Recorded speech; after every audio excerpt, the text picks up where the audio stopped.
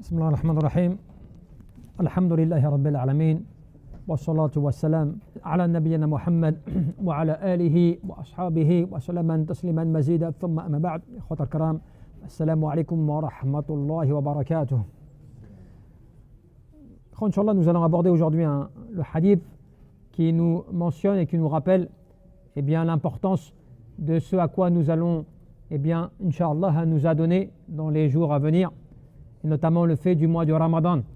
Et surtout, ce que l'on va retenir aujourd'hui est le fait que al-muslim al-mu'min, il doit d'ores et déjà nourrir son cœur quant au fait de la joie qu'il doit rencontrer lors de l'entrée au mois de Ramadan. Ataakum shahru Ramadan shahrun mubarak. Vient à vous le mois du Ramadan qui est un mois béni. Et il est béni pourquoi? Parce que le mois du Ramadan est le mois du repentir. Il est le mois du pardon. Il est le mois de la miséricorde. Il est le mois du Coran. Il est le mois de la réconciliation, l'islah bayna nas. Il est le mois de la piété, shahrut taqwa, par le fait que tu vas craindre Allah subhanahu wa ta'ala. Il est le mois qui va te permettre de te faire pardonner l'ensemble de tes péchés. Man sama Ramadan imanan wa ihtisaban ghufira lahu ma taqaddama min dhanbihi. Celui qui va jeûner donc le mois du Ramadan avec foi, qu'est-ce que cela veut dire? Al-iman billah jalla fi'ala, avec la foi en Allah subhanahu wa ta'ala, avec le fait de mettre en application les règles et ce à quoi Allah jalla fi'ala t'ordonne, et surtout wa ihtisaban, avec le fait de l'espérance que Allah jalla fi'ala il va te pardonner, ce que beaucoup de gens ne font pas dès maintenant. Dès maintenant là, normalement tu devrais être content. Normalement ton cœur il devrait être rempli de joie de te dire que Allah jalla fi'ala peut-être il va t'accorder là maintenant de pouvoir entrer dans le mois béni qui réunit tous ces bienfaits que l'on a cités. Le mois du pardon, le mois de la réconciliation, le mois de la miséricorde d'Allah jalla fi'ala, le mois du fait d'être affranchi de l'enfer, le mois où Allah jalla fi'ala va te permettre peut-être d'atteindre, et si tu es sincère, la piété. La'allakum tattaqun. Vous allez atteindre ainsi la piété. Ce mois-là, le prophète sallallahu alayhi wa sallam a fait en sorte que c'est une bushra, c'est une bonne nouvelle, puisque te dit, viens à vous le mois du Ramadan. Viens à vous, donc le mois béni du Ramadan. Et c'est comme cela que, le croyant, il doit se rappeler qu'Allah jalla fi'ala a fait de ce mois un mois béni, parce qu'en fait, c'est le mois dans lequel l'ensemble des kutub, des livres révélés précédemment ont été révélés dans le mois du Ramadan. Vous imaginez, At-Tawrah, l'Injil, la Torah, l'Évangile, le Coran ont été révélés pendant le mois du Ramadan. Et en plus de cela, tu te rappelles à quel point ce mois-là, surtout, c'est un mois qui est une opportunité pour toi. Là, quand toi tu vois que, à l'heure d'aujourd'hui par exemple, c'est un mois dans lequel tu vas te préparer à jeûner, à ne pas manger, à ne pas boire, n'est-ce pas? Mais est-ce que déjà on a préparé notre cœur à être joyeux et à commencer aussi à se préparer au jeûne du cœur, au jeûne des yeux, au jeûne de l'ouïe, de ce que tu vas entendre, au jeûne de ce que tu vas faire avec tes mains, au jeûne de ton corps, où tu vas l'emmener là ton corps pendant le mois de Ramadan? Est-ce que tu es content comme tu es content lorsqu'on t'annonce une bonne nouvelle, que tu vas gagner tant de choses dans ce bas monde? Est-ce que tu es content comme cela quand on t'annonce le mois du Ramadan? Souvent, on n'est pas comme cela. Alors qu'Allah jalla fi'ala te rappelle, قُلْ بِفَضْلِ اللَّهِ وَبِرَحْمَتِهِ فَبِذَلِكَ فَلْيَفْرَحُوا هُوَ خَيْرٌ مِمَّا يَجْمَعُونَ. Voilà le bienfait d'Allah et sa miséricorde. C'est de cela que les gens devraient se réjouir, qui est bien meilleur que tout ce qu'ils peuvent amasser. Ce que tu peux amasser de ce bas monde ne compensera jamais la joie que tu peux avoir aujourd'hui d'être dans l'adoration d'Allah. Jamais tu ne pourras amasser de richesses qui pourront être équivalents au fait d'avoir la miséricorde d'Allah jalla fi'ala. Fadlullah al-Islam wa rahmatullah hiya al-Qur'an. Donc quand tu sais que shahru Ramadan alladhi unzila fihi al-Qur'an, que c'est le mois dans lequel le Coran a été révélé. Pourquoi est-ce qu'Allah jalla fi'ala a décidé que le Coran ainsi que les écritures précédentes soient révélées pendant ce mois béni? Parce que c'est le meilleur des mois qu'il a choisi pour l'année. Mieux que cela, Allah jalla fi'ala, il a tout créé de ce qui est le meilleur par rapport à ce qui est le moins. Il a choisi le prophète Mohammed ibn Abdullah Khatim al-Nabiyyin, Imam al-Muttaqin, comme étant le meilleur des prophètes, de toute la lignée des prophètes. Aussi, il envoie Jibril alayhi salam, Ruh al-Amin, l'esprit de vérité, parce qu'il est le meilleur des anges qui peut porter le message qu'est la parole d'Allah Jalla fi'ala aux créatures. Tu vois? Et ainsi de suite. Allah Jalla fi'ala a choisi le vendredi, le Yawm al-Jumu'ah, comme étant le meilleur jour de la semaine. Pourquoi? Yani mizan al-usbu'. Il est la balance de ta semaine. Comme il a choisi le mois du Ramadan comme étant le meilleur mois de l'année. Pourquoi? Parce que c'est dans ce mois-là, eh bien, que tu peux espérer ce que tu ne peux pas espérer dans les autres mois. Que c'est dans ce mois-là que l'ensemble des portes du paradis sont ouvertes et que l'ensemble des portes de l'enfer sont fermées et que les shayatin sont enchaînés. Cela veut dire quoi? Eh bien, tu as plus de capacité et plus de moyens de te dévouer à l'adoration d'Allah de manière plus simple. Et en plus de cela, tout est donc déjà pour toi présenté pour que tu puisses récupérer la récompense. Donc celui qui va être négligent, celui qui n'est pas heureux de cela, celui qui n'a pas le cœur déjà rempli de joie, lorsqu'il rentre dans le mois du Ramadan, il a déjà manqué quelque chose. Quand tu rentres dans le mois du Ramadan, que tu vas arrêter de boire et de manger, et qu'à partir de cela, tu te dis oui, je suis dans le mois du Ramadan, et que le soir, tu vas prier, donc la prière de Tarawih comme cela, tu te dis je suis dans le mois du Ramadan, donc je profite. Mais sans avoir préparé ta personne à te dire mais avant tout, il faut qu'aussi dans mon cœur, en moi-même, eh bien, je sois content, je sois heureux, que je sois heureux de me dire que je puisse peut-être donc accéder à ce mois de manière complète, globale, de manière complète et globale. Parce qu'en fait, il y a des gens qui encore là aujourd'hui, eh bien, quittent ce bas monde. Oui, il y a des gens encore demain qui vont quitter ce bas monde. Il y a des gens qui tous les jours, eh bien, qui passent, eh bien, ils quittent ce bas monde. Alors qu'ils sont à la porte comme cela du Ramadan, même s'ils étaient malades, même s'ils étaient dans une situation difficile, tant qu'ils avaient la raison, n'est-ce pas, et qu'ils étaient vivants, qu'est-ce qu'ils pouvaient espérer? Bilisani, avec sa langue. Eh bien, le fait d'implorer, de demander le pardon d'Allah, la demande de pardon et le repentir, tout cela, il pouvait le faire, même s'il est allongé, il ne peut plus bouger, n'est-ce pas? Même s'il ne peut pas jeûner parce qu'il est malade, qu'est-ce qu'il pouvait faire? Implorer, invoquer, n'est-ce pas? Il pouvait demander, eh bien, le fait d'être pardonné.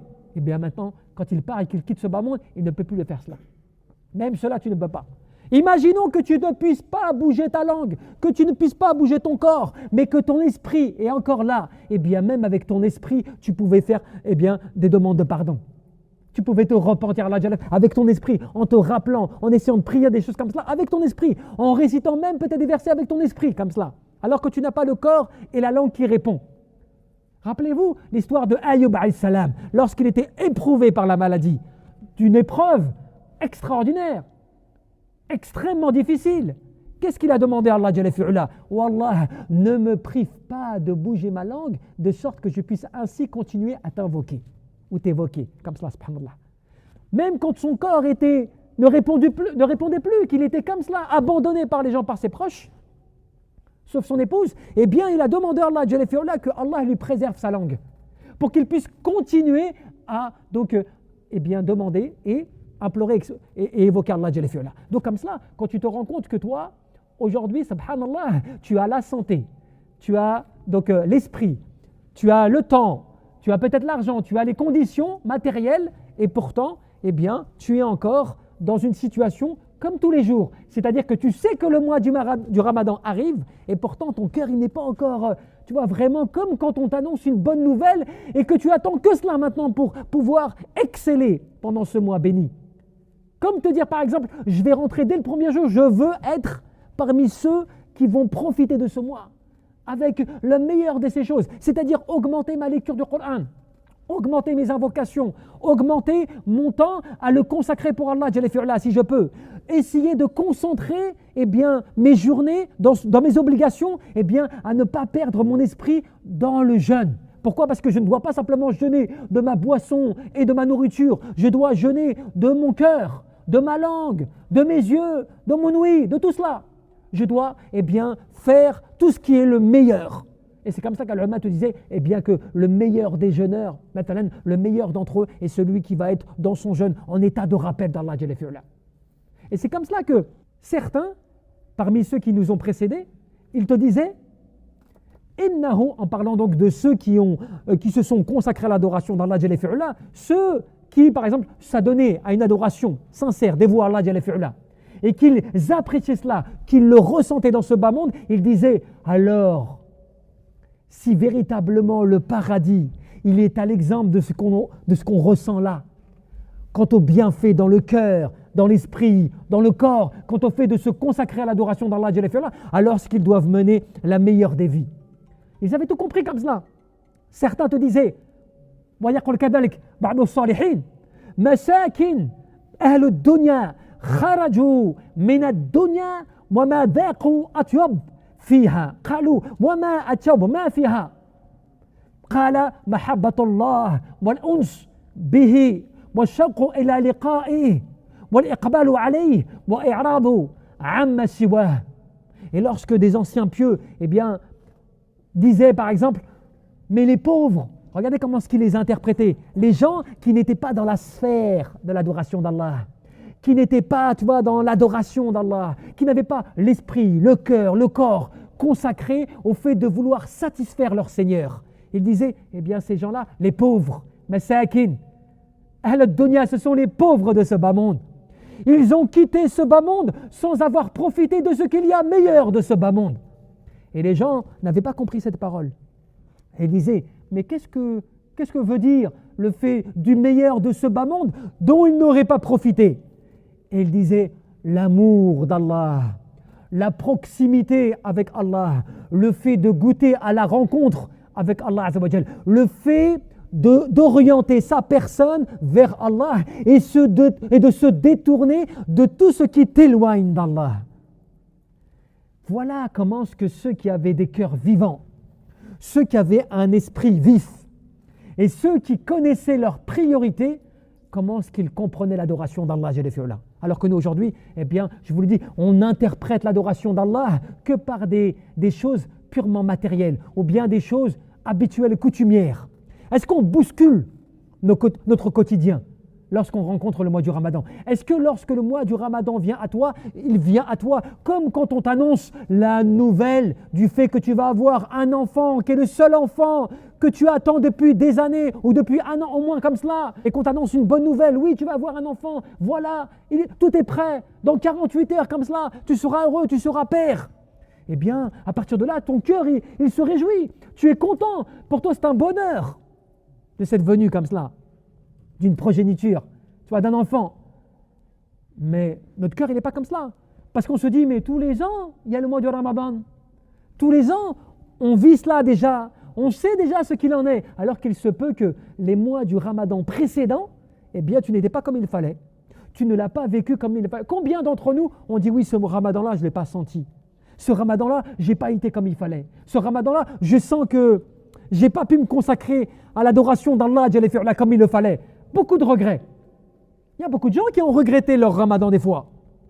Cela parce que tu n'as pas été préparé biqalbik wa lisanik wa bi'amalik kadhalik ala ta'atillah subhanahu wa ta'ala. Ton cœur, ton corps, ta langue, tout cela n'a pas été préparé à être sur l'adoration d'Allah Jalla fi'ula.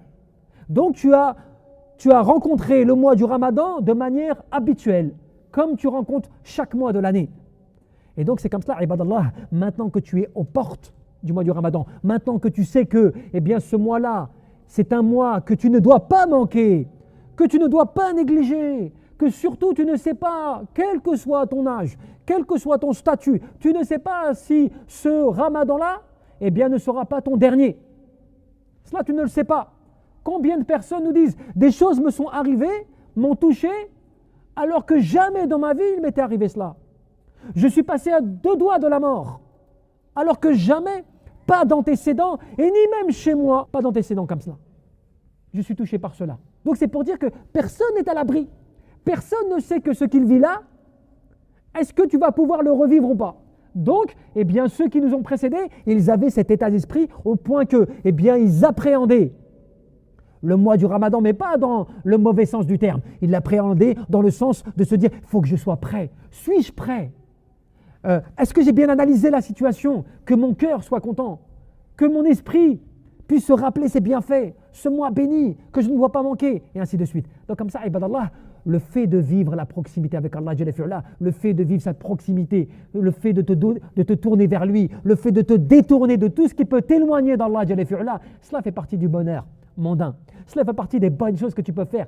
Là, maintenant, pour pouvoir préparer ton cœur et vivre, Inch'Allah, eh bien, mois de Ramadan, avec iman wa ihtisaban, avec cette foi en Allah, avec cette espérance de la récompense divine, et d'espérer que justement tu puisses atteindre l'objectif final d'être pardonné de tous tes méfaits, de tes péchés par rapport à ce que tu as fait, que les ulama te disent parmi les petits péchés, parce que le kaba'ir, les grands péchés, bit-tawbah, et bien sûr, qui est la base de tout, il faut que tu te repentes maintenant.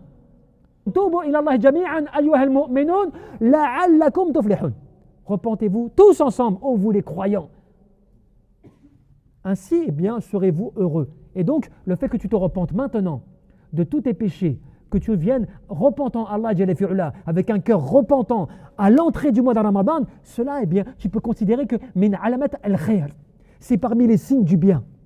C'est qu'Allah, il t'appelle à te remettre en cause, il t'appelle à te préparer pour pouvoir rencontrer ce mois de la meilleure des manières. Tu vois? Wallahu a'lam, tabaraka wa ta'ala.